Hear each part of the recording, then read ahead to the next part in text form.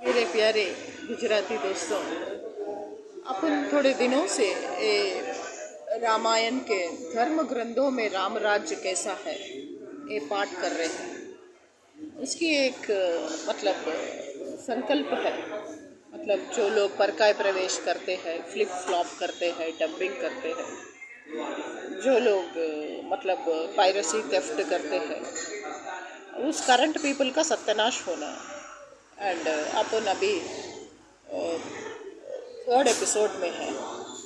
शीतल मंद सुगंधित पवन चलती रहती है, भंवरे पुष्पों का रस लेकर चलते हुए गुलजार करते जाते हैं। ये ऐसा आपको गुलजार जी का, अपने गुलजार जी कैसा लिखते हैं आपको याद आ रहे होंगे। बेले और वृक्ष मांगने से ही मधु मकरंद टपका देते हैं, गौएं मनचाहा दूध देती है, धरती सदा खेती से भरी रहती है।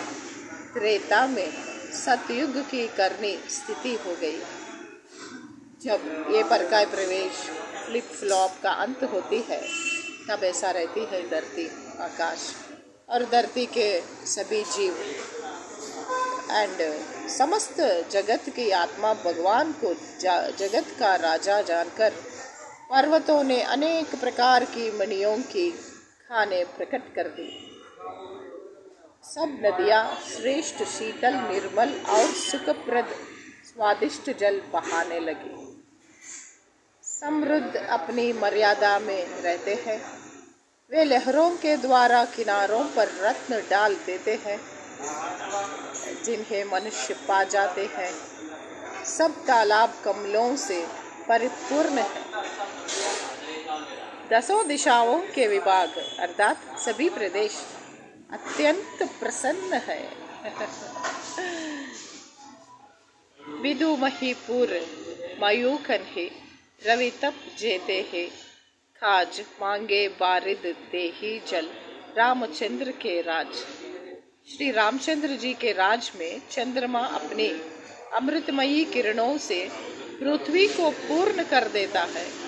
सूर्य उतना ही तपता है जितना आवश्यकता होती है, और मेघ मांगने से जब जहाँ जितना चाहिए उतना ही जल देते हैं। अपने हाथों में रिमोट कंट्रोल रहते हैं। प्रभु श्री राम जी ने करोड़ों अश्वमेध किए हैं और ब्राह्मणों को अनेकों को दान दिए। श्री रामचंद्र जी वेद मार्ग के पालने वाले, धर्म की धुरी को धारण करने वाले, प्रकृति जन्य सत्य रज तम तीनों गुणों से अतीत और भोगों में ऐश्वर्य इंद्र के समान है। उन दिनों में त्रेता युग में ब्राह्मण लोग ब्राह्मणिच है। अभी कलयुग में ब्राह्मण लोग बहुत नॉनवेज खाते हैं और अल्कोहल भी पीते हैं। शोभा की खान सुशील और विनम्र सीता जी सदा पति के अनुकूल रहती एंड आज भी ऐसा ही रहती है। हर स्त्री में सीता है। वे कृपा सागर श्री राम जी की प्रभुता महिमा को जानती है और मन लगाकर उनके चरण कमलों की सेवा करती है। आज भी हर एक पुरुष में श्री राम जी है। यद्यपि घर में बहुत से अपार दास और दासियों है और वे सभी सेवा की विधि में कुशल है, तथापि स्वामी की सेवा का महत्व जानने वाली श्री सीता जी घर की सब सेवा अपने ही हाथों करती है और श्री रामचंद्र जी का आज्ञा का अनुसरण करती है। कृपा सागर श्री रामचंद्र जी जिस प्रकार से सुख मानते हैं, श्री जी वही करती है, क्योंकि वे सेवा की विधि जानने वाली है। घर में कौशल्या आदि सभी सासुओं की सीता जी सेवा करती है। उन्हें किसी बात का अभिमान और मद नहीं है।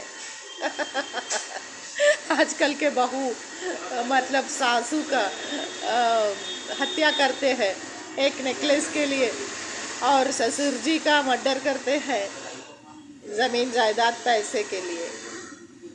जासु कृपा कटाक्षु सुर चाहत चितव न सोई, राम पदारविंद रति करती सुबह वही सोई। देवता जिनका कृपा कटाक्ष चाहते हैं परंतु वे उनकी और देखती भी नहीं, वे ही लक्ष्मी जी जानकी अपने महामहिमा स्वभाव को छोड़कर श्री रामचंद्र जी के चरणारविंद में प्रीति करती है। सब भाई अनुकूल रहकर उनकी सेवा करते हैं। श्री राम जी के चरणों में उनकी अत्यंत प्रीति है। वे सदा प्रभु का मुखारबिंद की देखते रहते हैं कि कृपालु श्री राम जी कभी हमें कुछ सेवा करने को कहे। अरे वाह, आजकल तो एक भाई को और एक भाई मर्डर करते हैं ज़मीन जायदाद के लिए, पैसों के लिए। श्री रामचंद्र जी भी भाइयों पर प्रेम करते हैं और उन्हें नाना प्रकार की नीतियाँ सिखलाते हैं। नगर के लोग हर्षित कर रहते हैं और सब प्रकार के दुर्लभ देवताओं को भी कठिनता से प्राप्त होने योग्य भोग भोगते हैं। ये दिन रात ब्रह्मा जी को मनाते रहते हैं और उनसे श्री रघुवीर जी के चरणों की प्रीति चाहते हैं। सीता जी के लव और कुश वे दो पुत्र उत्पन्न हुए जिनका वेद पुराणों ने वर्णन किया है। वे दोनों ही विजयी विख्यात योद्धा है, नम्र और गुणों के दाम है और अत्यंत सुंदर है, मानो हरि के प्रतिबिंब ही है। दो सभी भाइयों के हुए जो बड़े ही सुंदर, गुणवान और सुशील थे। क्या बात है। बोलो श्री रामचंद्र जी की जय, बोलो हनुमान की जय।